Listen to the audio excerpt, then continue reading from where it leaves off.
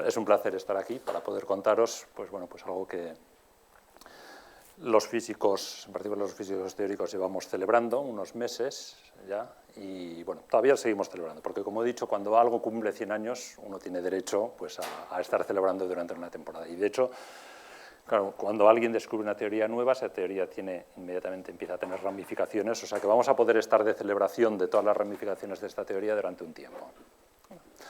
Bueno, pues hablamos, como ya hemos dicho, de 100 años de relatividad. Bien, pues ¿qué es lo que celebramos?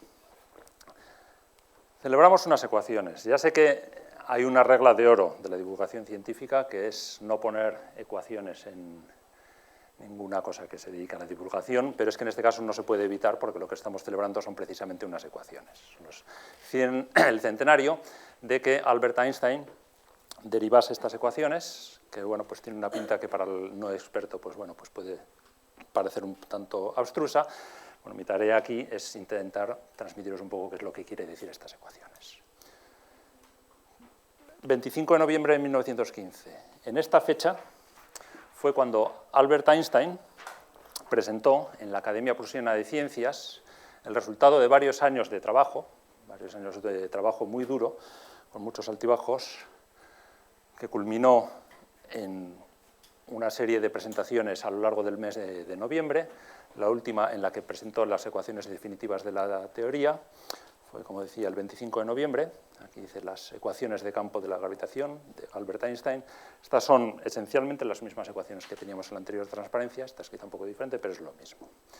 Bueno, ¿quién fue esta persona? Bueno, Albert Einstein es una de las figuras icónicas del siglo XX. Fue escogido persona del siglo por la revista Time, en el último número de la revista Time del siglo pasado. Y esto, bueno, en un siglo repleto de acontecimientos y repleto de personajes, pues es algo que escogiesen a un científico es algo bastante poco habitual. Pero Einstein, como digo, es uno de los iconos del siglo XX, de la ciencia en general. La imagen de Einstein la reconoce todo el mundo. Si alguien quiere representar un científico, habitualmente escoge a Albert Einstein. ¿Fue esta la persona que derivó estas ecuaciones que he presentado antes? No. La persona que lo hizo fue esta persona. Alguien mucho más joven, que no tiene este aspecto de patriarca benevolente. Es alguien con 36 años, creo que todavía joven, y bueno, pues que ya se le reconoce la mirada, una mirada característica, también lleva el bigote. Es alguien que ya llevaba un tiempo, llevaba una década, haciendo contribuciones muy importantes para la física. De hecho, alguien más joven todavía había hecho ya, en el año 1905, contribuciones que iban a revolucionar la física. Bueno, ¿quién fue Albert Einstein? Vamos a hacer un pequeño repaso, rápido repaso a lo que fue su vida. Albert Einstein nació en Alemania, en Ulm, una pequeña ciudad en Alemania, en 1879. Aquí le tenemos en la primera foto conocida de él. Al poco tiempo, sus padres se fueron a vivir a Múnich, donde él siguió allí viviendo también hasta los 17 años. A los 17 años decidió que estaba harto del sistema educativo alemán, se fue a Suiza, se cambió la nacionalidad, se nacionalizó suizo, esto con solo 17 años, ya da una idea de que era alguien que tenía ideas claras. Aquí le tenemos. Ya creo que se le nota en esa foto una mirada de autoconfianza grande. Y bueno, comenzó a estudiar física en Zúrich. Fue un estudiante brillante, poco convencional. Al acabar la carrera, lo que sucedió es que bueno, pues no encontró un trabajo académico y gracias a un amigo, al que volveremos a encontrar más adelante, encontró un trabajo en la oficina de patentes de Berna. Un trabajo que no le desagradaba a Einstein porque le dejaba bastante tiempo. Un trabajo de tipo técnico, era inspector de patentes, un trabajo de tipo técnico que le dejaba tiempo también para pensar en física. Bueno, mientras estaba trabajando en la oficina de patentes de Berna, tuvo lo que se conoce como su año maravilloso, en que escribió 4 artículos, cada uno de ellos posiblemente merecedor de un premio Nobel. Uno de esos artículos es en el que desarrolló lo que conocemos como la teoría de la relatividad especial, la teoría especial de la relatividad. Y bueno, pues a pesar de que estos trabajos tuvieron un impacto inmediato, y muchos físicos importantes reconocieron su valía, Einstein, a pesar de ello, siguió durante unos cuantos años todavía trabajando en la oficina de patentes de Berna. Después comenzó a entrar ya en el mundo académico, a seguir un poco la carrera que seguimos teniendo los académicos, viajar de un sitio a otro, mudarnos, cambiar de puestos. Estuvo unos años en Zúrich, después fue ascendiendo a Praga. En Praga no le gustaba demasiado, volvió a Zúrich, a Suiza. En 1914 obtuvo un puesto ya muy dignificado en Berlín, un puesto que le permitía dedicarse a la investigación casi sin docencia. Y durante el tiempo que estuvo en Berlín, en concreto en el año 1915, fue cuando finalizó lo que conocemos como la teoría general de la relatividad y que estamos celebrando ahora. Unos años más tarde le concedieron el premio Nobel por uno de los artículos que había escrito en este año, no por la relatividad, a pesar de que es algo que también podía fácilmente merecer el premio Nobel. Y bueno, él siguió trabajando en Berlín hasta que, con el ascenso de los nazis a Alemania, pues emigró a Estados Unidos, a Princeton, y allí siguió ya hasta su muerte en 1955. Aquí tenéis la trayectoria. La mayor parte de la gente reconoce a Einstein como esta persona, pero el que hizo los descubrimientos era más bien este. Y el que empezó a asentar las ideas, las bases de los descubrimientos, era quizás este. Bueno, una foto que me gusta es esta. Durante una visita que hizo Einstein a España, estuvo visitando Cataluña. A Einstein le gustaban los niños. Einstein tuvo durante toda su vida un niño dentro, que lo mantuvo. Y bueno, pues aquí le tenemos dando mal ejemplo porque fumaba en pipa, pero eso es algo que en aquel tiempo pues, no se veía tan mal. Celebramos la teoría general de relatividad. ¿Por qué la celebramos tanto? Bueno, estos son algunos comentarios que hicieron varios científicos notables. Tanto Max Born como Paul Dirac y Lev Landau fueron premios Nobel de física. Hermann Weyl era matemático, uno de los principales matemáticos de la primera mitad del siglo. Y lo que decían de la teoría general de la relatividad, pues que la mayor hazaña del pensamiento humano sobre la naturaleza. Son todos superlativos. Dirac, que era alguien muy poco dado a los superlativos, decía que era probablemente el mayor descubrimiento científico de la historia. Todos los demás se refieren, o sea, esto no es que lo digamos, que lo diga yo, que lo digan mis colegas, lo dicen pues, varios de los principales físicos del siglo pasado. El caso es que cuando hablamos de la teoría de la relatividad, la teoría general de la relatividad, a veces se pueden confundir. Hablamos de dos tipos de teorías de relatividad. Una, la teoría especial de la relatividad, que la desarrolló en 1905, y después la teoría general de la relatividad, que es la que celebramos ahora, que fue 10 años más tarde. Ambas teorías implican concepciones nuevas de lo que es el espacio-tiempo. La teoría general, como su nombre indica, pues es más general, es más amplia. Y la principal característica que la define de la teoría, que la diferencia de la teoría especial es que es además una teoría de la gravedad, de la interacción gravitatoria. Pero vamos a hablar un poco primero, aunque el principal tema de la charla es la teoría general de la relatividad, voy a hablar un poco también de la teoría especial.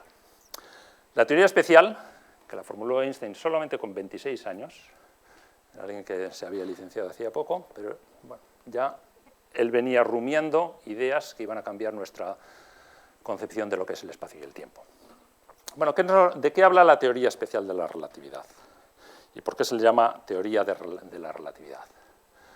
Bueno, Einstein aquí lo que se fijó es en una propiedad física que ya había otra gente que se había fijado antes. Galileo fue probablemente la primera persona en pensar que este hecho era algo importante en física.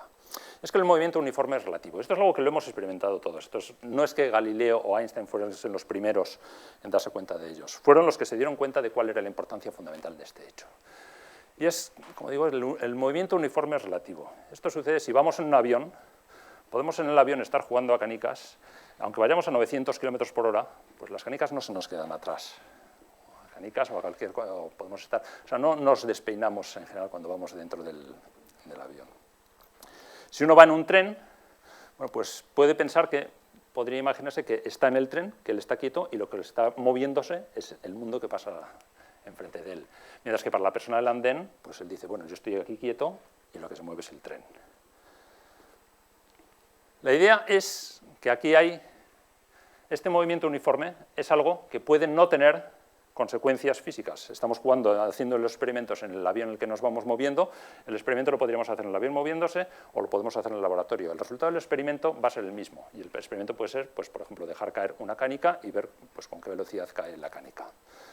Bueno, esto es algo de lo que se dio cuenta.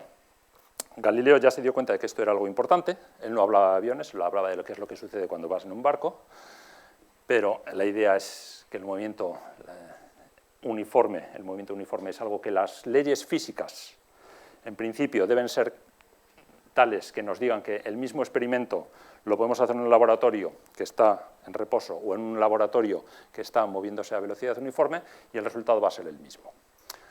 Esto es algo que ya Galileo se había dado cuenta y Einstein dijo, bueno, pues esto tiene que ser un principio básico de la física.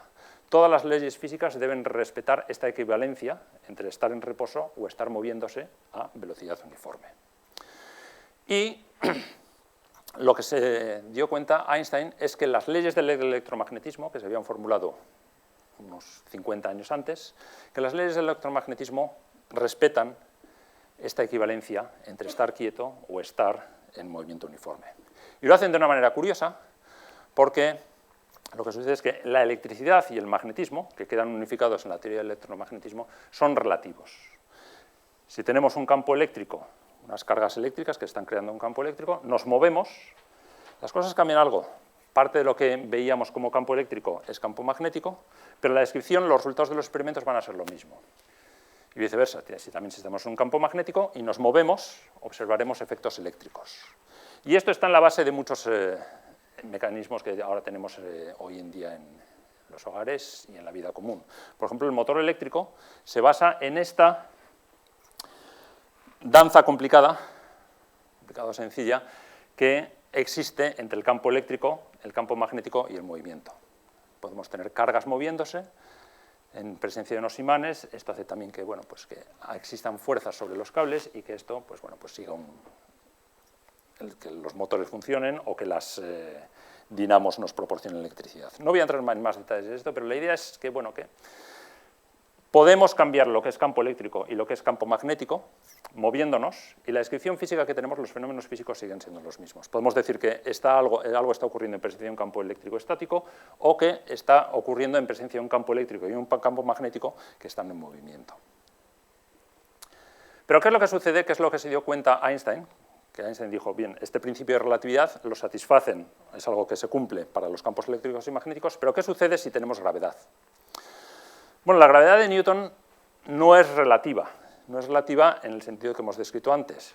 O sea, si nos estamos moviendo en presencia de un campo gravitatorio, pues quizás podríamos esperar que aparezca otro efecto diferente que no sea una especie de magnetismo gravitatorio y que haga que la descripción física del sistema, al fin y al cabo, sea equivalente. Pero eso no es lo que sucede con la gravedad de Newton. Si nos movemos en presencia de un campo gravitatorio con velocidad uniforme, no estamos cambiando la gravedad por otro efecto. Si nos movemos en presencia de un campo eléctrico, sí, tenemos un campo eléctrico y un campo magnético, y la física queda invariante. Pero con la gravedad no parece que sucede esto. Bueno, Einstein lo que se dio cuenta es que el problema aquí está en velocidad, es decir, que nos estamos moviendo con velocidad uniforme. Einstein se dio cuenta de nuevo de algo que todos hemos experimentado, pero él fue el que se dio cuenta de que era algo fundamental, es que la gravedad la podemos intercambiar por un efecto de aceleración. Y esto es algo que cada vez que cogemos un ascensor lo notamos. Nos montamos el ascensor, podemos coger la balanza de baño que tenemos en casa. Si cogemos la balanza de baño, nos la ponemos debajo, estamos quietos, pesamos lo que sea, damos al ascensor para subir y durante un instante parece que pesamos más. Y también, si estamos bajando, pues parece que pesamos menos. Y la balanza, que es lo que mide nuestro peso, pues lo marca. De hecho, si se rompiese la cuerda del ascensor, pues parecería que no estamos pesando, que no pesamos nada. Hasta que al final nos traemos al suelo, pero bueno, durante un tiempo parece que no pesamos. Entonces aquí lo que sí estamos diciendo que la gravedad quizás sí que es relativa. Algo que nos parece gravedad cuando estamos moviéndonos de una manera, nos puede parecer otro efecto cuando estamos moviéndonos de otra manera.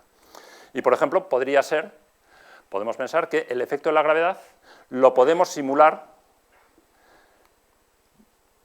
aunque no haya una masa que esté creando la gravedad, lo podemos simular mientras estamos acelerando. Por ejemplo, podemos estar en reposo en la superficie de la Tierra, pesamos pues, un peso, no voy a decir cuál es mi peso, pero bueno, es suficiente como para que aquí quede marcado en la flechita un número, podemos estar haciendo también experimentos dejando que las cosas caigan, y aquí, bueno, este sí que decimos que es un efecto de gravedad, pero el mismo efecto lo tendríamos si estamos en un cohete, en el espacio, y en vez de estar en la Tierra, aquí lo que está haciendo este cohete es acelerar hacia arriba. Aquí también notaríamos que tenemos un peso, veríamos que las cosas caen, una cierta aceleración, y cualquier experimento que hiciésemos aquí dentro de este ascensor sería indistinguible del experimento que hacemos aquí, estando en reposo en la superficie de la Tierra. Esta equivalencia entre estos dos efectos es algo que, bueno, que como digo, en principio se le podría haber ocurrido a cualquiera que cogiese un ascensor o que estuviese, bueno, pues saltando o haciendo cualquier efecto en el que se mueva con una cierta aceleración. Einstein fue el que se dio cuenta de que esto era importante, que era un aspecto fundamental de la gravedad. El efecto de la gravedad lo podemos simular con la aceleración, o sea, podemos cambiar cuál es la gravedad cuando estamos acelerando, también podemos incluso eliminar la gravedad si nos ponemos en caída libre. Aquí aparece Stephen Hawking, que es alguien que ha hecho contribuciones importantes al estudio de la gravedad, y bueno, pues aquí le llevaron un vuelo de estos que se llaman vuelos parabólicos, te montan en un avión, hay un momento en que el avión se deja caer en caída libre, lo utilizan los astronautas para entrenarse, y mientras estás en caída libre parece que estás, bueno, ingrávido. Bueno, esto lo que nos dice es que la gravedad, pese a las apariencias iniciales, parecía que la gravedad no satisfacía este principio de relatividad, también la gravedad es relativa. Bueno, esto es algo que Einstein, para él lo consideró como el pensamiento más feliz, la idea más feliz que tuvo en su vida. Esto se le ocurrió mientras estaba trabajando todavía en la oficina de patentes. Le habían contado, parece que había leído una noticia en la que se describía un desorientador que se había caído de un edificio. Decía que, bueno, pues que mientras estaba cayendo, el desorientador, a él lo que le parecía, no es que él estuviese cayendo, sino que el edificio estaba subiendo hacia arriba. Él lo veía, lo percibía, le parecía una sensación rara, es decir, que él parece que no estaba cayendo, sino que lo que veía es que el edificio estaba moviéndose. Eso es un principio de relatividad, como el que decíamos antes, que no distingues, hay situaciones que son en principio equivalentes, aunque aparentemente no lo sean, pero las podemos describir como equivalentes. Entonces Einstein lo que decidió, se le ocurrió, esta idea tan feliz que él tuvo, él pensó que esto debe ser uno de los aspectos fundamentales de la gravedad, este principio generalizado de la relatividad. Como digo, esta idea, a ver, es un desorientador que se cae, el desorientador también podría habérsele ocurrido la misma idea. El genio de Einstein, también como fue el genio de Galileo, era darse cuenta de que observaciones que son cotidianas pueden tener un significado físico fundamental. Y bueno, y después ser capaz de desarrollar todas las implicaciones que esto tiene. Como digo, la idea de relatividad, ¿por qué llamamos relatividad a estos conceptos? Es, como digo, que tenemos situaciones que superficialmente parecen diferentes, pero son equivalentes. Y, por ejemplo, en el caso de la relatividad especial, lo que decimos que es equivalente estar quieto o estar moviéndonos con velocidad uniforme. Si nos metemos en una caja, hagamos el experimento que hagamos, no vamos a distinguir si estamos quietos o nos estamos moviendo con una cierta velocidad. El juego de mecánicas que hacemos es el mismo. Y el principio de relatividad general es que lo que no distinguimos es entre aceleración y fuerza de gravedad.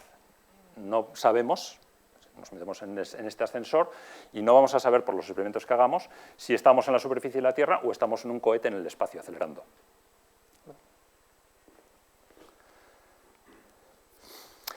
Esto, lo que se dio cuenta Einstein, es que entonces quizás la gravedad es algo que es ficticio en cierto sentido, que la gravedad quizás no exista como una fuerza, sino que es una especie de efecto de inercia. Lo mismo que el efecto de inercia cuando estamos en el cohete es claramente un efecto de inercia. Nos resistimos a la aceleración y por eso parece que pesamos cuando estamos en este cohete. La gravedad quizás no sea una fuerza, en realidad, una fuerza fundamental. Pero si no es una fuerza, ¿qué es lo que es? ¿Qué es este efecto de inercia? Bueno, la idea que tuvo Einstein, durante los años que estaba trabajando en la oficina de patentes y después cuando se fue a Praga, es que este efecto de inercia, lo que nos puede estar queriendo decir es que la gravedad es una inercia en espacio-tiempo curvo. ¿Y cuál es la idea aquí? ¿Qué es lo que ocurre? Bueno, como decíamos antes, si estamos en el espacio, lejos de cualquier planeta, de cualquier cuerpo gravitatorio, tenemos un objeto libre, lo soltamos, le damos un impulso y este objeto sigue moviéndose en línea recta con velocidad uniforme. Bueno, esto ¿qué tiene que ver con la gravedad? Bueno, si estamos en presencia de un cuerpo que crea un campo gravitatorio, que parece que crea un campo gravitatorio, sabemos que no sigue una línea recta, los planetas no siguen líneas rectas. Los planetas siguen líneas curvas en torno al Sol, la Luna sigue una trayectoria aproximadamente circular en torno a la Tierra. Bueno, si el espacio y el tiempo están curvados, entonces esta curvatura del espacio-tiempo puede hacer parecer, este cuerpo no está sometido a ninguna fuerza exterior, lo único que se está moviendo es en presencia de una geometría curva. Y este efecto de geometría curva, este está tan libre como esta partícula. Esto se mueve sin estar sometido a no hay nadie tirando de él. Lo único que está haciendo es moverse en un espacio, pero que en vez de ser un espacio que es plano, se está moviendo en un espacio curvo, y esta curvatura es lo que hace que la trayectoria de la Luna alrededor de la Tierra, o de este satélite en torno a la Tierra, que esta trayectoria sea una trayectoria que se aleje de la línea recta. Este cuerpo sigue moviéndose de manera libre, lo mismo que este, pero en vez de moverse en un espacio plano, se mueve en un espacio curvo. O sea, la gravedad no es en realidad una fuerza, estamos eliminando la fuerza de la gravedad. Lo que decimos que en vez de gravedad, lo que tenemos es inercia en un espacio-tiempo curvo. Bueno, todo esto es muy bonito, esto suena muy bien. Este dibujo, pues bueno, uno puede imaginarse aquí que esta Luna va a estar siguiendo aquí, como esto es una especie de cama elástica, decimos que el espacio es una especie de cama elástica deformada por los pesos de los cuerpos, pues bueno, dentro de esta cama elástica, el efecto de la curvatura de la cama elástica es lo que hace que en realidad las trayectorias no sean rectas. Pero esto es algo que se observa. Bueno, esta idea no es una idea de ciencia ficción, sino que pocos años después de que se formulase la teoría, ya se hizo una comprobación de ello. Se vio que la gravedad hace que las trayectorias de rayos de luz se curven. Esto se hizo en 1919, en una observación que se hizo de un eclipse solar. ¿Por qué un eclipse solar? Bueno, queremos estudiar un efecto gravitatorio que sea suficientemente grande, vamos a irnos entonces al cuerpo más masivo que tenemos en nuestro entorno, es el Sol. Podemos mirar hacia el Sol, pero si miramos hacia el Sol pues nos quema, entonces esperas un eclipse que te tape el Sol, y entonces ¿qué es lo que haces una vez que te has tapado el Sol? Lo que miras es las trayectorias de las estrellas que están pues, cerca del Sol o quizás detrás del Sol. Si la trayectoria del rayo de luz se curva, vamos a ver que la estrella que estamos viendo en este punto, en realidad debería estar, o sea, estamos viendo esta estrella, nos da la impresión que está aquí, pero la estrella en realidad está en este otro punto. La trayectoria del rayo de luz se ha curvado y parece como que las estrellas se han movido un poco, se han desplazado un poco de lo que debería ser su posición. Bueno, cuando se hizo esta observación, esto tuvo un impacto internacional a nivel popular grande. El New York Times, en noviembre de 1919, hizo uno de los mejores titulares que he visto nunca sobre un resultado científico. Lo que decían es, las luces están todas torcidas en los cielos, los hombres de ciencia están más o menos excitados sobre los resultados de la observación del eclipse, la teoría de Einstein triunfa, las estrellas no están donde parecía que estaban, pero nadie debe preocuparse. Esto es el titular de New York Times que dio fama popular internacional instantánea a Einstein. Einstein ya, aunque era alguien conocido dentro de círculos científicos, todavía no era una figura popular. Esto fue lo que le convirtió en el héroe científico del siglo. Otros periódicos, otras revistas hicieron unas explicaciones un poco más detalladas que estas de aquí, y aquí esto es lo que he sacado, esto es en una revista inglesa, pues hacía una descripción que es esencialmente precisa, o por lo menos correcta, del efecto que se había observado. Aquí uno mira hacia el Sol, y mirando las posiciones de las estrellas y comparando dónde están las estrellas cuando está el Sol y cuando quitamos el Sol, si hay una pequeña diferencia, esa diferencia se atribuye a que la trayectoria de los rayos de luz está curvada por la presencia del Sol. Bueno, entonces esto lo que nos dice es que esta idea de que la gravedad es un efecto de curvatura del espacio-tiempo parece que puede ser correcta. Fijaros en una cosa, que estoy hablando de curvatura del espacio-tiempo. La curvatura del espacio la podemos entender, el espacio se curva, pero ¿qué quiere decir esto de curvatura del tiempo? Hacer un par de cosas sobre qué es esto ¿Qué queremos decir con esto? El efecto de curvatura del espacio lo podemos entender diciendo que, bueno, si tenemos un espacio plano, no curvado, aquí tenemos este plano, tenemos la línea recta, es la que nos da la distancia entre dos puntos. Si el espacio está curvo, esta distancia va a ser algo mayor que si el espacio no estuviese curvado. ¿De acuerdo? O sea, la curvatura nos cambia la longitud que tenemos entre dos puntos. Cuanto más curvado, mayor será la distancia. Bueno, con el tiempo sucede algo similar, pero tenemos que cambiar algunas de las palabras que aparecen aquí.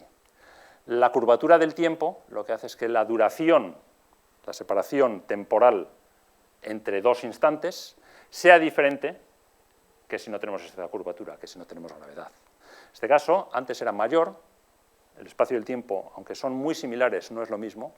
La curvatura hace que la distancia sea mayor, pero hace que el tiempo sea menor.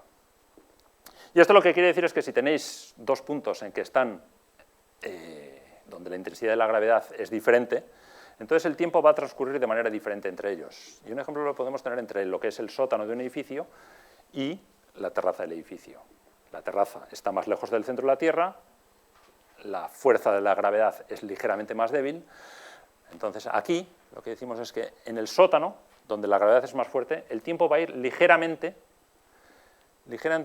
más lento. Este reloj aquí está dando las 3:30, este todavía aquí está dando las 3:20. También esto quiere decir que, por ejemplo, que la gravedad, la gravedad hace que el tiempo transcurra diferente entre mis pies y mi cabeza. Mi cabeza va un poco más lenta. Eso cada vez con la edad uno lo nota más. Pero es un efecto que en principio es una predicción de la teoría. Es un efecto muy pequeño. Uno envejece más rápidamente, ¿cuándo? Si está en el ático. Aunque a uno le puede compensar el tener mejores vistas. Pero en principio, para mantenerse un poquitín más joven, para que el tiempo transcurra más lento, uno se debería ir hacia abajo. ¿Cuánto? Bueno, aquí el efecto es realmente muy pequeño. Lo que uno rejuvenece al día, en un edificio pues, de 3 plantas, una altura de 10 metros más o menos, el tiempo transcurre para esta persona aquí en el sótano 100 billonésimas de segundo más lento cada día. Esto creo que no compensa por estar ahí a oscuras en el sótano, pero bueno, es un efecto que se puede medir, y de hecho se ha medido. Hoy en día esto se midió a finales de los 50, los 60, este efecto se midió con relojes, con sistemas atómicos muy precisos, y hoy en día esta diferencia se ha llegado a medir en sistemas que están separados. Se ha podido medir la diferencia del paso del tiempo, del transcurso del tiempo, en sistemas que, cabrían aquí, distancias menores a 1 metro. Sabemos que un poquitín más arriba el tiempo transcurre un poquitín más rápido. Este es un efecto que, que parece un poco casi, es muy pequeño, pero parece casi como de ciencia ficción, y de hecho se utiliza en ciencia ficción. La película Interstellar, de la que antes hablábamos, utiliza este efecto, pero lo magnifica enormemente. En vez de decir que estamos en la Tierra, que el campo gravitatorio de la Tierra, la fuerza de la gravedad en la Tierra es relativamente modesta, si vamos a los objetos que tienen los campos gravitatorios, la fuerza gravitatoria más intensa, que son los agujeros negros, entonces este efecto lo podemos magnificar mucho. Y en la película Interstellar, pues lo que utilizan es que unos astronautas, hay instantes en los que pasan 1 hora cerca del agujero negro y esto corresponde a que pasen 7 años en la Tierra. Y esto es un efecto que científicamente es posible, es aceptable. Lo utilizan en ciencia ficción, pero aquí se puede utilizar. Lo utilizan para añadir tensión y dramatismo a la trama de la película. Lo que hay que ver es entonces cuál es el potencial gravitatorio que crea la Tierra en diferentes puntos. Sí. De hecho, es fácil hacer la cuenta cuando las diferencias de altitud son mucho más pequeñas que el radio de la Tierra, como lo que sucede entre aquí, o estar en Burgos, o estar en la cima del Aneto. Esto es el número que doy, es lo que corresponde a 10 metros. Si estás a 1000 metros, pues multiplicas esto por 100. Si estás a 1000 metros a 10.000 metros, en la punta del Everest, pues multiplicas entonces este factor, eso pues por el número adecuado. Si ya te vas a distancias mayores, donde el radio de la Tierra, o sea, si la distancia que tienes es suficientemente comparable al radio de la Tierra, entonces hay que modificar un poco el cálculo. El cálculo se puede hacer, no es complicado, pero es básicamente, si quieres saber eso cuál es, si tienes familia en Burgos y quieres saber cuánto más rápidamente envejecen, pues pues multiplicas este número por la altura, la diferencia de altura que tengamos aquí. Bueno, este efecto también es un efecto que lo vivimos día a día cuando utilizamos los aparatos de GPS. Los aparatos de GPS se basan en la sincronización entre los relojes que tienen unos satélites que están en órbita. A órbita, en este caso, las distancias ya son más grandes, no vale el cálculo que he dicho antes, hay que hacerlo un poquitín más sutil, pero se basa entre la sincronización entre los relojes que están en órbita y el reloj que está en nuestro coche. Y aquí hay un efecto de retraso temporal, como hemos dicho, y este efecto de retraso temporal, si no se tuviese en cuenta, haría que nuestro GPS perdiese precisión muy rápidamente. En cuestión de unos minutos, el GPS ya no sería capaz de decirnos que estamos aquí, sino que igual diría que estamos aquí a 100 metros. Entonces, si he podido llegar hoy aquí, y no me he caído al río Llobregat, es gracias a Einstein. Cuando dice el GPS, cada vez que el aparato de GPS os diga ha llegado a su destino, dadle gracias a Einstein que en 1915 estuviese dedicándose a pensar estas cosas tan abstrusas como que el espacio y el tiempo se curvan. Esto es un efecto que lo medimos día a día. Aquí el retraso, pues como digo, es suficiente para que en minutos, si no lo tuviésemos en cuenta, el aparato de GPS ya sería totalmente inútil. Bueno, vamos a volver a Einstein, a los años en los que estaba trabajando en su teoría general de la relatividad, cuando estaba pensando sobre ello. Ya en 1911-1912, cuando estaba en Praga, se dio cuenta él de que esto de la gravedad podía tener que ver con el espacio curvo. Ya se había dado cuenta de cuáles eran los ingredientes esenciales. Pero ¿qué es lo que le pasaba a Einstein? Einstein no era matemático, él era físico, un físico supremo, pero no era un gran matemático. Se dio cuenta que para describir estos efectos tenía que aprender matemáticas, tenía que aprender las matemáticas que se necesitan para describir geometrías curvas. Bueno, Einstein en este caso tuvo suerte, porque uno de sus compañeros de carrera en Zúrich era Marcel Grossmann, era alguien que le ayudaba mucho en sus estudios, porque Einstein solía saltarse las clases, no le gustaba ir a clases, él prefería estar en el laboratorio haciendo experimentos o aprendiendo por su cuenta. Grossmann entonces le dejaba los apuntes y, bueno, pues gracias a ello pues fue sacando la carrera. Grossmann también, su padre, fue el que le ayudó a Einstein a conseguir este trabajo en la oficina de patentes, y Einstein volvió a recurrir a Grossmann cuando tenía que aprender las matemáticas de la geometría curva, porque Grossmann era matemático, y bueno, Einstein fue a pedirle ayuda, y bueno, pues Grossmann le ayudó con la literatura matemática. Estos son los cuadernos de Einstein, en los que tienen diferentes sitios anotados, pues bueno, pues que las cosas que le había ido diciendo Grossmann sobre las matemáticas de las geometrías curvadas.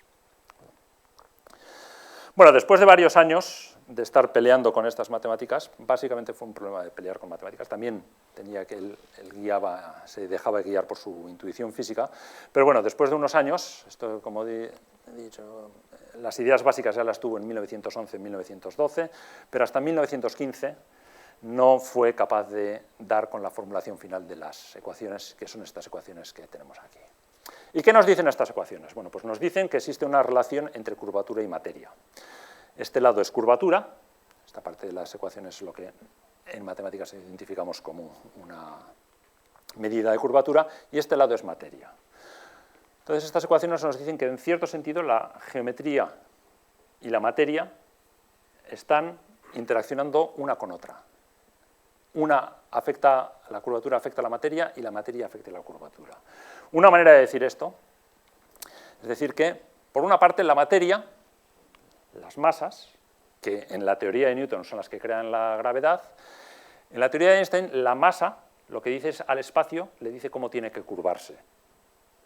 Pero por otra parte, claro, si tú tienes una masa moviéndose en un espacio curvo, esta masa se va a mover según la curvatura del espacio. Va a seguir la trayectoria, que como hemos visto antes, que no va a ser curva, va a ser una curvada, pero esto viene dado por cuál es la curvatura del espacio. Entonces aquí tenemos esta especie de danza entre curvatura y materia, están jugando las dos una con otra, que la materia dice cómo tiene que curvarse el espacio, y una vez que el espacio está curvado, también le dice a la materia cómo se tiene que mover. Es una especie de danza o una especie de juego de espejos infinito, donde una cosa y otra interaccionan una con otra y producen, pues bueno, pues todos los efectos gravitatorios que observamos en el sistema solar, aquí en esta habitación o en el universo a gran escala.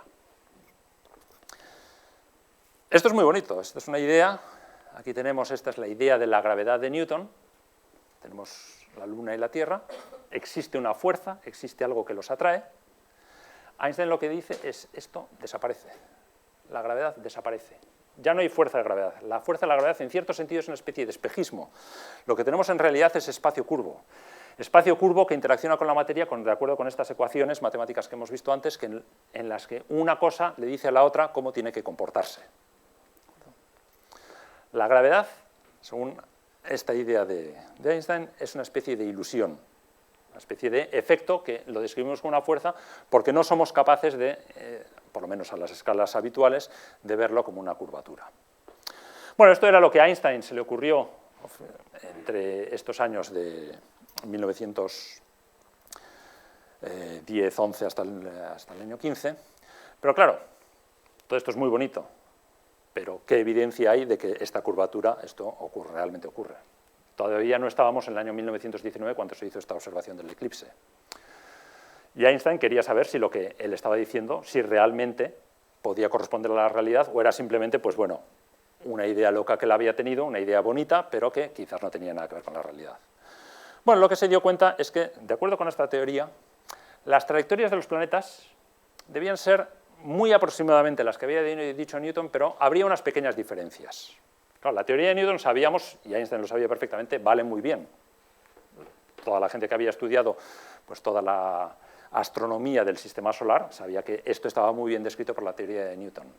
Pero lo que se dio cuenta Einstein es que, bueno, pues si esta teoría que él tenía, una teoría relativista de gravedad, era correcta, debía haber unas pequeñas diferencias respecto a lo que Newton había predicho. Y estas diferencias serían más grandes allí donde la gravedad sea más fuerte, donde los efectos de la gravedad sean más fuertes. ¿Dónde son los efectos de la gravedad más fuertes en el sistema solar? Bueno, pues el planeta que pasa más cerca del Sol es Mercurio.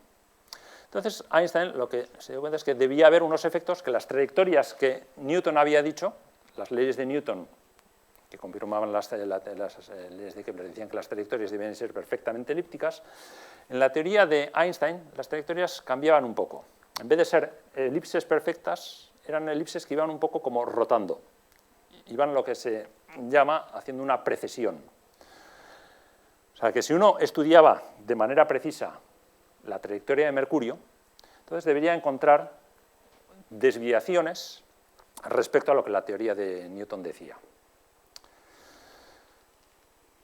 Estas desviaciones respecto a la teoría de Newton, de hecho, se habían observado. Los astrónomos, haciendo mediciones muy precisas durante el siglo XIX, habían encontrado que podían describir muy bien la trayectoria de Mercurio, pero había un pequeño error que no sabían cómo explicar. Y había diferentes explicaciones. A veces, en algunos momentos, se postuló pues, que quizás es que había otro planeta que no veíamos, un planeta que se llamaba Vulcano, que estaba más cerca del Sol, y que quizás esto alteraba la trayectoria de Mercurio. Pero esto no acaba de funcionar. Había un número que cuantifica esta desviación, 43 segundos de arco, no voy a explicar muy bien qué es lo que se va moviendo esta trayectoria, y que esto era lo que los astrónomos no llegaban a conseguir explicar. Bueno, entonces Einstein dijo, bueno, quizás este va a ser el efecto que mi teoría predice. Entonces Einstein lo que hizo, con la ayuda de un amigo, se puso a hacer el cálculo, a ver qué es lo que decía su teoría que debería ocurrir para la trayectoria de Mercurio. Acabó ese cálculo una semana antes del 25 de noviembre, en la semana anterior, había acabado el cálculo. ¿Qué es el resultado? ¿Cuál es el resultado que obtuvo? Bueno, el resultado que obtuvo fue casi exactamente, con una precisión, desde luego con la precisión que era disponible, de 43 segundos, el mismo número. Bueno, para Einstein esto probablemente fue el impacto científico mayor que tuvo en toda su vida. Decía que cuando encontró este número le entraron palpitaciones, que sintió como que algo se rompía en su interior y que estuvo durante toda una semana que es que estaba pues, fuera de sí mismo, de entusiasmado. Porque es que, imaginaos, esto es, yo creo que el momento que todos los físicos, todos los científicos envidiamos a Einstein. Tú estás pensando una serie de cosas con tus cálculos mentales, tú haces tus números en el papel, te sacas una idea que es más que de ciencia ficción, que hablas de que de repente que el espacio-tiempo está curvado, haces un cálculo y dices, leche, lo he clavado, esto es cierto. Algo así, o sea, yo creo que eso es uno de los momentos, es realmente quizás esto lo que debemos celebrar, que Einstein llegó a este momento, a encontrar que estas ideas tan fantásticas que él había tenido, que correspondían a la realidad, que el espacio realmente está curvo. Bueno, como digo, esto fue probablemente el impacto mayor que Einstein tuvo en toda su vida científica y creo que es comprensible, porque él había además estado muchos años trabajando en esto, encontrando, bueno, la vida del científico tiene altibajos fuertes, estos altibajos tuvieron que ser, primero los bajos fueron bajos, pero un momento tan alto como este, pues son pocos los que ha habido en la historia de la ciencia. Fue tan fuerte este impacto que Einstein, ya a partir de ese momento, él ya tuvo confianza plena en que sus ideas eran correctas. Ya nunca más dudó de que su teoría del espacio-tiempo curvo fuese cierta. Y de hecho, cuando se hicieron estas observaciones del eclipse en 1919, que fue lo que para todo el mundo fue pues el darse cuenta de que estas ideas eran correctas, ¿qué es lo que Einstein pensó? ¿Qué es lo que dijo cuando le preguntaron, bueno, esto ha salido bien, pero ¿y si llega a haber salido mal? ¿Y si el resultado de estas observaciones, estos experimentos, si no hubiesen salido de la forma que predecía tu teoría? Bueno, Einstein lo que dijo es, pues lo habría sentido por el Señor, porque la teoría es correcta. O sea, él ya estaba totalmente convencido de que las cosas tenían que ser así. Hombre, quizás, bueno, esta es una frase igual que da muestras de demasiada autoconfianza. Si hubiese salido mal, pues igual se habría preocupado un poco. Pero de todas maneras, él ya había quedado totalmente convencido por ese momento en que había sido capaz de reproducir mediante un cálculo en papel una anomalía que ya existía y que nadie había sido capaz de explicar anteriormente. Bueno, esto es, digamos, ya lo que fue el desarrollo de la teoría. Una vez que tenemos las ecuaciones y tenemos la teoría, bueno, esta teoría también, pues aparte de estas desviaciones, pequeñas desviaciones de la luz, estos pequeños efectos en la trayectoria de Mercurio, esta teoría predecía también otros efectos más grandes, menos minuciosos, cosas más espectaculares. Bueno, sí, aunque llevó su tiempo entenderlos bien, pero uno de los efectos más espectaculares que tiene es el hecho de que, bueno, esta teoría predecía que el universo se expande. ¿Por qué es esto? Bueno, si estamos considerando un universo lleno de materia, una vez que tenemos un universo lleno de estrellas, galaxias que se van moviendo, estos objetos se atraen gravitatoriamente y la fuerza de la gravitación es siempre atractiva, todo se atrae. Entonces, cuando empiezas a atraer algo, los cuerpos empiezan a atraer unos a otros, cada vez su interacción gravitatoria va a ser más fuerte, van a atraer a otros más y lo que va a tender a hacer un universo lleno de materia es colapsar, que toda la masa se concentre cada vez en cuerpos más masivos. Y en la teoría de Einstein, cuando tú tienes que la masa se va concentrando, también el espacio se va curvando más y el espacio va a acabar colapsando junto con la materia. Gracias. ¿Cuál es la solución a esto? Porque el universo no está todo concentrado en un solo grumo de materia. Bueno, estamos diciendo que las cosas tienden a caer unas contra otras. O sea, si tomamos una bola y la dejamos, esta bola cae hacia la Tierra. ¿Cómo podemos hacer que esta bola no caiga hacia la Tierra? Bueno, la lanzamos hacia arriba. Entonces, por lo menos durante un tiempo, esta bola, este peso, va a estar alejándose de la Tierra. Después acabará cayendo, pero durante un tiempo está alejándose. Bueno, pues lo mismo el universo. Si no queremos que todo el universo esté contrayéndose, esté colapsando, ¿qué es lo que hacemos? Bueno, pues lo que hacemos es que el universo se expanda, que se vaya acelerando, que se vaya, no acelerando, sino que se vaya expandiendo, que la distancia entre diferentes puntos del universo se vaya haciendo cada vez más grande. Aquí podemos pensar en el universo como la superficie de un globo. Este globo, aquí tenemos unas mariquitas moviéndose sobre él. Según el globo se va expandiendo, pues la distancia entre las mariquitas, aunque las mariquitas que estén quietas, la distancia entre ellas se va haciendo cada vez más grande. Esto es lo que entendemos como la expansión del universo. Y lo que esperamos también es que, bueno, pues lo mismo que la bola que tiramos hacia arriba acaba cayendo, porque se va frenando, pues que también la expansión del universo se vaya frenando. ¿De acuerdo? Bueno, una predicción de esta teoría, si el universo se está expandiendo, si echamos la película hacia atrás, ¿qué es lo que sucede? Pues que llega un momento en que el universo se hace de tamaño cero, se hace muy pequeño, el espacio colapsa. Este gran bang, esta gran expresión, esto es lo que conocemos como el Big Bang, y es simplemente el resultado de extrapolar hacia atrás el hecho de que si el universo se está expandiendo, se va haciendo cada vez más grande, si vamos hacia atrás en el tiempo, entonces se hará cada vez más pequeño y habrá un momento en que este tamaño pues sea de tamaño cero. que no sabemos muy bien cómo describirlo, pero en principio esto es algo que la teoría nos dice. Bueno, esta idea de que el universo se expande, esto es algo que en los años 20 fue verificado, haciendo observaciones de galaxias por el astrónomo Hubble. Y sí, efectivamente, él vio que el espacio entre galaxias se va haciendo cada vez más grande. Esto es una de las predicciones de la teoría, que el espacio se expande. La otra, la que decimos, es que la expansión debería ir frenándose porque la atracción gravitatoria hace que las cosas cada vez vayan más lentas, lo mismo que hace que las cosas de nuevo vuelvan a caer.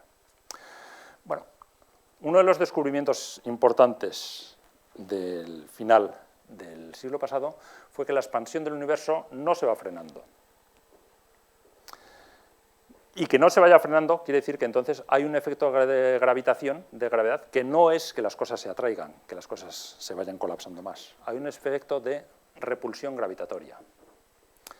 Esto es algo que ya Einstein no conoció, porque esto se detectó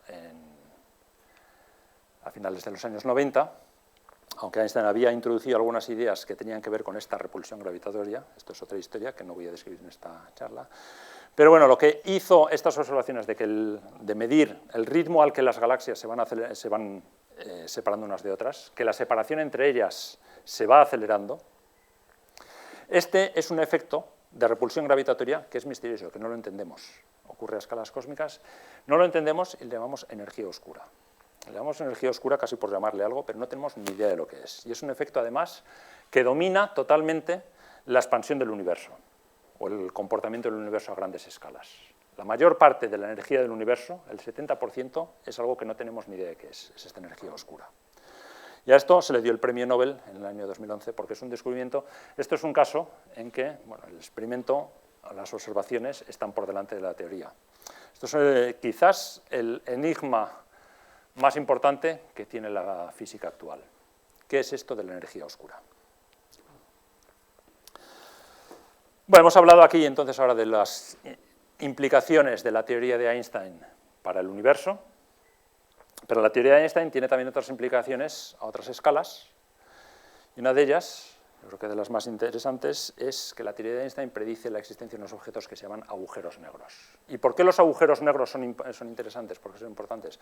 Porque los agujeros negros son los lugares, son los objetos en los que la teoría de Einstein se va al límite, donde el espacio-tiempo se lleva a los límites de distorsión que la teoría acepta.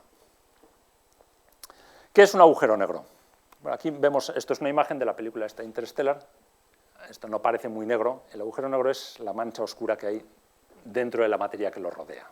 Los agujeros negros son paradójicos porque, aunque sean negros y ellos no emitan luz, en su entorno tienen lugar los procesos más violentos y más energéticos y más luminosos del universo. Pero del agujero negro de ahí no sale luz. Hemos visto antes el efecto este que la gravedad curva la luz. Si tenemos un planeta como la Tierra y ponemos una bombilla, el efecto de curvatura de la luz es muy pequeño, apenas lo notamos. Si en vez de tener este objeto con la masa de la Tierra tenemos otro objeto del mismo tamaño, pero con una masa mucho mayor, entonces estos rayos de luz ya se van a curvar. Aquí uno ya podría detectar que estos rayos de luz, en vez de seguir esta trayectoria recta, están siguiendo una trayectoria curva. Bueno, ¿qué es lo que sucede si esta masa la hacemos suficientemente grande? Bueno, lo que pasa es que estos rayos de luz se curvan tanto que vuelven a caer, no se alejan, no se escapan. Esto es lo que llamamos un agujero negro. Y lo podemos obtener tomando una cierta cantidad, una bola de un cierto tamaño y concentrando cada vez más masa, o podemos hacer otra cosa, mantener la misma cantidad de masa, pero concentrarla cada vez más. Que esto es realmente lo que ocurre más bien en los objetos en el universo. Podemos considerar algún objeto como la Tierra, la curvatura de los rayos de luz es pequeña, lo concentramos mucho, la curvatura de los rayos de luz es más grande, y si lo hacemos suficientemente pequeño, si concentramos esto, si hacemos un objeto extremadamente denso, entonces la luz podrá no podrá escapar nunca del objeto. Bueno, ¿cómo tenemos que concentrar un objeto en nuestro entorno para que esto ocurra? Por ejemplo, el Sol. El Sol tiene un radio de unos 700.000 kilómetros. ¿Cuánto tenemos que concentrar toda la masa del Sol para conseguir este efecto de agujero negro, que la luz no pueda escapar? Bueno, lo que tenemos que concentrarlo es hasta 3 kilómetros, de 700.000 kilómetros a 3 kilómetros. Los agujeros negros son objetos extremadamente densos, extremadamente compactos y muy pequeños. 3 kilómetros es pues, lo que hay aquí al mar, y el Sol originalmente mide 700.000 kilómetros. Esto nos puede dar una idea de qué grado de efecto gravitatorio necesitamos para que se produzca este fenómeno de que la luz no pueda escapar del objeto. Si lo que estamos considerando es la Tierra su radio es 6.000 kilómetros, ¿cuánto tenemos que concentrar la Tierra para que esta misma masa sea un agujero negro? Tenemos que concentrar hasta esto. Si alguien consiguiese compactar todo lo que es la Tierra en 1 centímetro, entonces esa Tierra ya dejaría de ser un planeta, sería un agujero negro. Evidencia observacional de que existen los agujeros negros, hoy en día hay mucha. Los agujeros negros llevó mucho tiempo aceptarlos como una predicción de la teoría. Einstein nunca aceptó esta predicción de la teoría, fue probablemente su principal error. Einstein, de hecho, el que yo considero su artículo más lamentable es un artículo en el que viene a decir la conclusión es que los agujeros negros no existen. Einstein murió sin saber que su teoría predecía este tipo de objetos tan extremos. Y de hecho no fue hasta los años 60, los años 70, cuando el estudio de los agujeros negros se empezaron a entender. Son objetos que llevan, como digo, la teoría al límite y por tanto requirió, para entender los agujeros negros, esto requirió un entendimiento de la teoría mucho más sutil y mucho más detallado de lo que el propio Einstein tuvo nunca. En los años 60 y 70, como digo, la teoría de los agujeros negros fue cuando empezó a desarrollarse la teoría básica como la entendemos hoy en día, y la evidencia observacional de la existencia de los agujeros negros ha ido creciendo con los años y hoy en día no se puede hacer prácticamente, no se puede prescindir de ellos en astrofísica. Los agujeros negros ya forman parte de la ciencia bien establecida. Pero finalmente hay también otra predicción de la teoría de Einstein, que esta todavía no se ha verificado, que esperamos que se verifique en breve, y que es la predicción de la existencia de ondas gravitacionales. ¿Qué es esto? Estos son, como digo aquí, olas del espacio-tiempo. Es que, imaginaos la imagen que teníamos antes, en que tenemos una cama elástica en la que ponemos una cierta masa, esto distorsiona la cama elástica, podéis, si queréis, en vez de la cama elástica, podéis pensar que sea un líquido, un fluido. Bueno, si tenemos este planeta aquí, está distorsionando la cama elástica de una manera, si lo movemos, bueno, pues esta parte que ahora aquí está distorsionada, ahora va a estar distorsionada aquí. Y esta distorsión del espacio-tiempo, bueno, pues se va a mover junto con el objeto que tengamos y, bueno, imaginad que estamos, en vez de en la cama elástica, estamos en agua, que esto se va moviendo. Este cuerpo que crea esta distorsión del espacio-tiempo, esta distorsión del líquido del espacio-tiempo, esta distorsión se va moviendo y ¿qué es lo que se crean? Olas. Estas olas del espacio-tiempo es lo que llamamos ondas gravitacionales. Y estas ondas gravitacionales se producen de manera más manifiesta, de forma más fuerte, bueno, cuando tenemos objetos cuya gravedad sea muy intensa. Y esto es, por ejemplo, el tipo de perfil que esperamos si tenemos dos agujeros negros que se sienten uno a otro, se atraen, empiezan a hacer una órbita uno en torno a otro, hasta que al final pues bueno, se juntan en un solo agujero negro. Bueno, mientras hacen esta danza, están distorsionando el espacio-tiempo a su alrededor y esta distorsión del espacio-tiempo son ondas gravitacionales. Una distorsión en lo que es el tejido del espacio-tiempo. Este es un efecto, bueno, estas colisiones de agujeros negros no esperamos que existan en nuestro entorno cercano. Esto ocurre de forma rara en diferentes lugares lejos en galaxias en general, que no en nuestra propia galaxia, sino más lejano. Entonces es un efecto que es muy débil y es un efecto que todavía no se ha detectado, que la teoría lo predice. Se han construido detectores que permitan medir estas olas que pasan por el espacio-tiempo. ¿Qué es lo que hace una ola en el espacio-tiempo? Bueno, si tenemos una barra, pues va a hacer que esta barra, la distancia entre estos dos puntos de la barra, varíe. Mientras pasa esta ola, pues esta barra va a hacer así. Y si tenemos otra barra en otra dirección, pues esta barra va a hacer así. Aquí esto no son barras, estos son túneles en los que circula la luz y lo que se hace es, esto es un detector que se llama el interferómetro de láser de ondas gravitatorias, que está en el estado de Washington, Estados Unidos, y que lo que mide es a ver si pasa una onda gravitatoria, una de estas distorsiones, una ola del espacio-tiempo, pues bueno, las distancias en este brazo y en este brazo van a cambiar. Es un efecto pequeñísimo, es un efecto que la distancia, la variación de la distancia es menor que el tamaño de un protón, pero sin embargo esto se puede medir.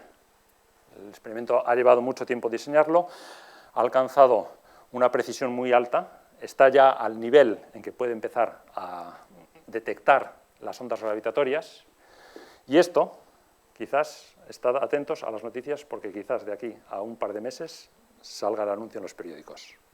Hay rumores. Se ha detectado ondas gravitatorias producidas en colisión de dos agujeros negros. Lo que estaría muy bien porque caería pues, prácticamente en el centenario de la teoría que predicía este efecto.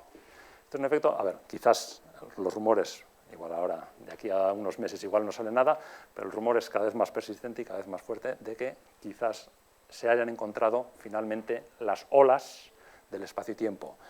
Estas distorsiones en las distancias producidas, pues bueno, pues porque el espacio-tiempo es elástico. Y bueno, con esto, con esta quizás invitación a celebrar más la relatividad general, pues con esto voy a acabar la charla, agradeceros el interés y bueno, si tenéis preguntas para hacer, pues